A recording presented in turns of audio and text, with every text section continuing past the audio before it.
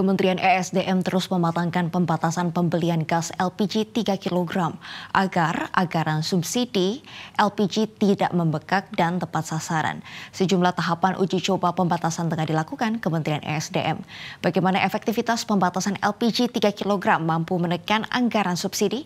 Saya akan membahas lengkapnya bersama dengan Direktur Eksekutif Reforminer Komaydi Notonegoro. Pak Komaydi, apakah pembatasan pembelian LPG 3 kg memang perlu segera dilakukan saat ini, Pak?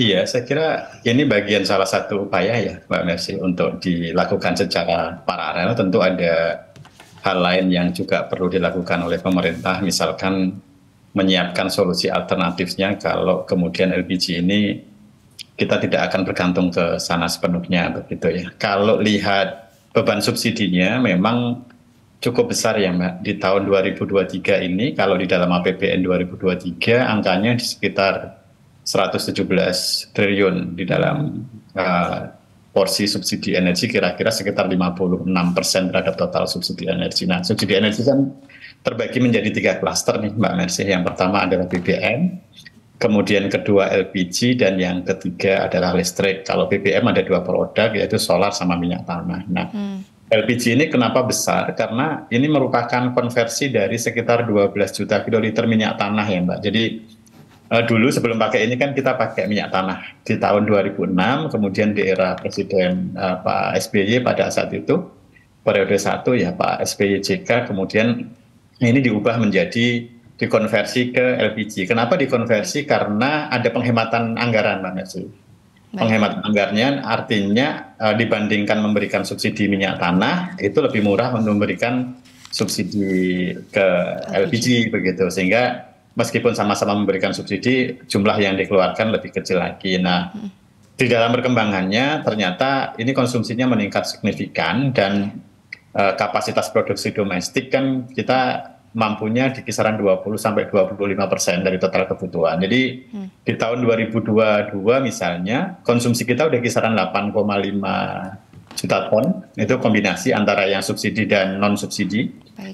Sementara produksi kita hanya di kisaran 2 juta, Mbak. Artinya kita impor tuh ada 6 juta ton lebih begitu. Nah, ini kan menjadi beban tersendiri karena juga akan tergantung dari nilai tukar juga begitu Mas. Jadi selain jadi beban di APBN juga jadi beban di moneter karena ini berkaitan dengan kebutuhan devisa impor. Dengan volume impor yang sekarang ini Mbak, ini kebutuhan per tahun devisa impornya mencapai 4 sampai 5 miliar US dollar per tahun.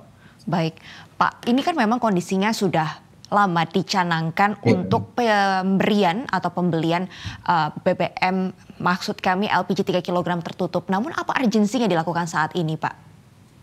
Iya, agak sulit sebetulnya ya kalau sekarang dilakukan karena ini kan melibatkan sampai ke titik dapur saudara-saudara kita begitu ya. Yang sementara kan nanti mekanismenya akan seperti apa, ini yang saya kira juga perlu sambil dipikirkan alternatif yang lain bagi pemerintah. Karena kalau tertutup kan berarti nanti mungkin basisnya KTP. Nah, kalau katakanlah penduduknya pergi ke tempat yang lain dan lain sebagainya, nanti kira-kira seperti apa identifikasinya. Nah, ini saya kira yang perlu disiapkan secara matang di dalam proses administrasi.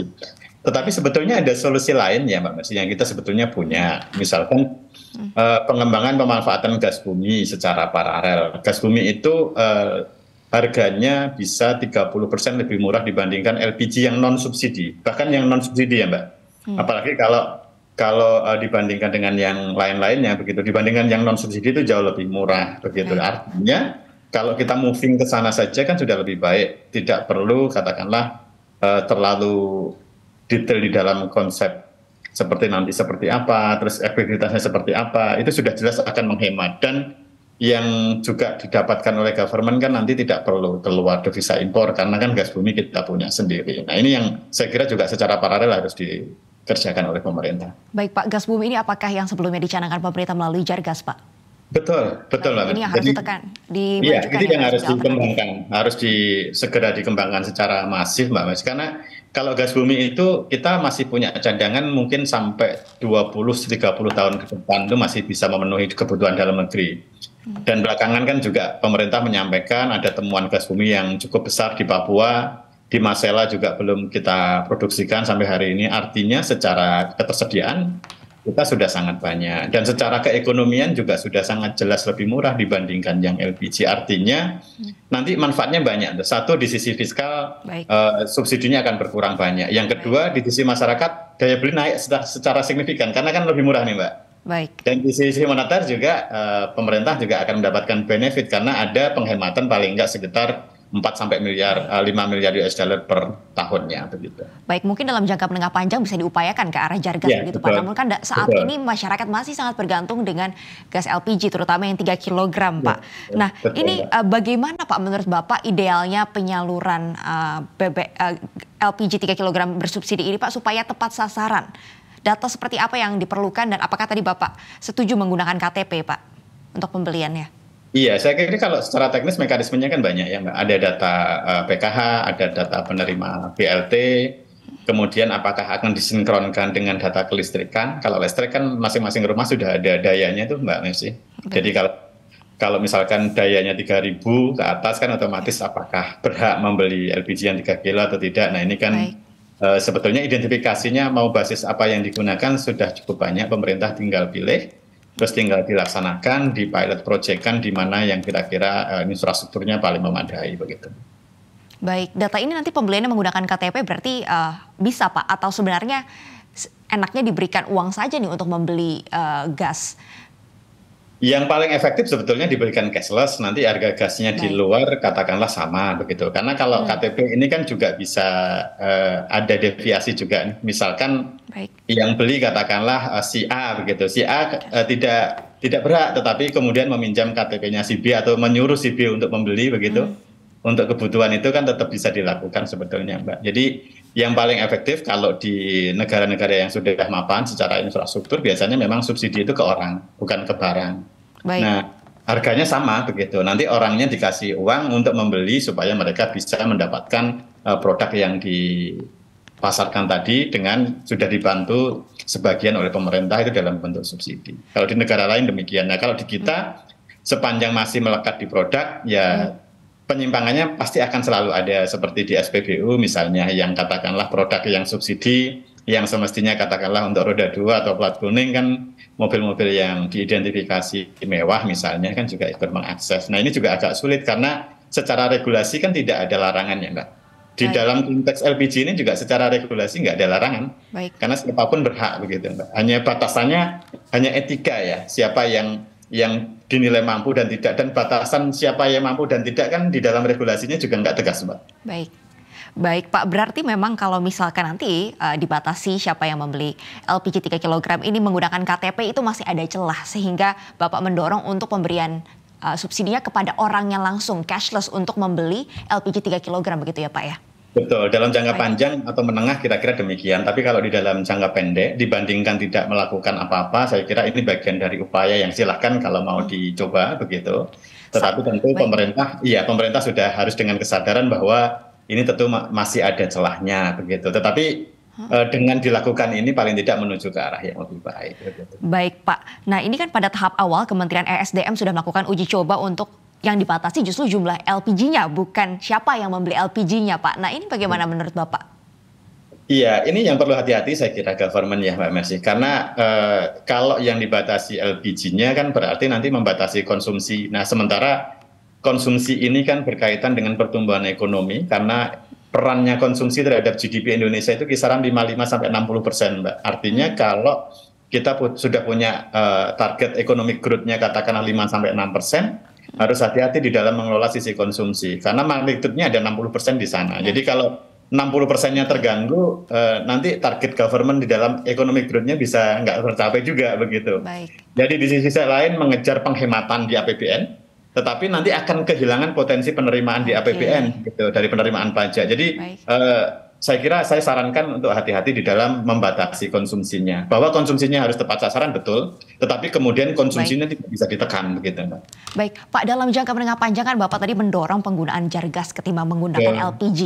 Nah, Betul. ini kenapa progres dari Jargas ini lamban ya Pak? Padahal kan sudah dimulai dari beberapa tahap dan saya juga sudah lihat beberapa rumah ada pemasangan Jargas, tapi mengapa tidak masif Pak progresnya?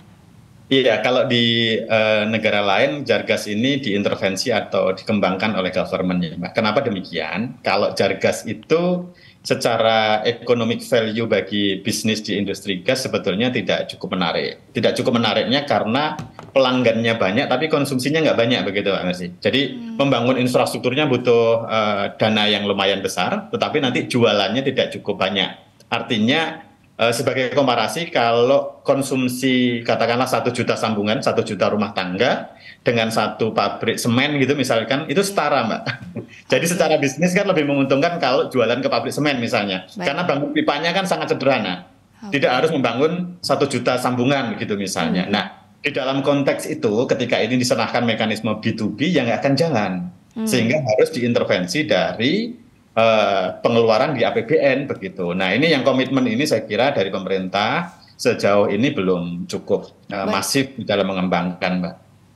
Baik, Pak, berarti butuh political will sebenarnya ya Pak untuk bisa memperluas pengembangan Jargas. Saat ini Jargas sendiri dikembangkan oleh siapa Pak dan Bapak? Apakah bagaimana nih ke depannya insentif mungkin yang bisa diberikan oleh pemerintah untuk bisa membuat daya tarik Jargas ini menjadi lebih tinggi untuk pelaku usaha?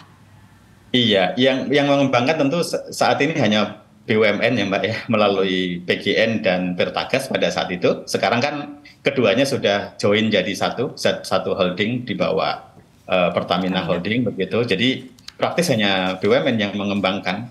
Apakah dari kas BUMN atau kemudian dari dana government dari APBN yang kemudian ditugaskan melalui BUMN dalam hal ini ya tentu melalui PGN dan Pertagas begitu. Baik, apakah menurut Bapak perlu ada keterlibatan swasta Pak di sini supaya lebih masif lagi? Dan insentif seperti apa yang bisa diberikan pemerintah? Iya, masalahnya di dalam konteks ini kalau swasta masuk kan mereka carinya margin begitu Mbak.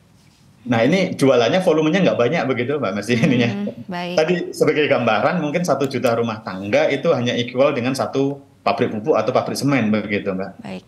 Nah ini kan bagi sisi pemain di situ kan katakanlah kan kalau mereka mau untung katakanlah cuma 25 rupiah kan mereka harus kalikan dengan volume yang dalam jumlah yang besar supaya skala ekonominya dapat. Nah sementara jualannya sudah pasti nih kalau rumah tangga kan konsumsinya pelanggannya banyak tapi konsumsinya nggak begitu banyak. Nah mainnya mereka konsumsinya sedikit, volumenya banyak itu lebih menguntungkan bagi mereka sehingga yang praktek yang terjadi di negara lain itu pembangunan awal selalu dilakukan oleh pemerintah nanti setelah memenuhi skala ekonomi kemudian diserahkan kepada perusahaan baik swasta maupun BUMN.